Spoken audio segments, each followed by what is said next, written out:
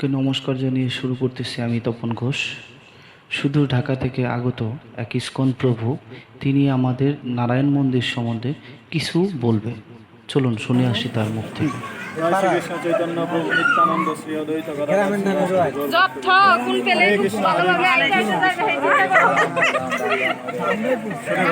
আমরা কাজীবাজার নামক সঙ্গে এসেছি।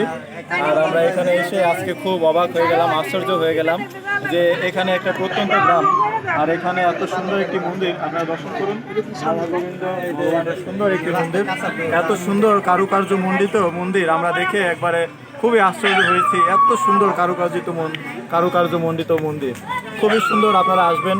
এই গ্রামটি হচ্ছে রোয়াইল, এটা ধামরাই থানার মধ্যে অবস্থিত, ঢাকা থেকে অদূরে সাভারের এখানেই।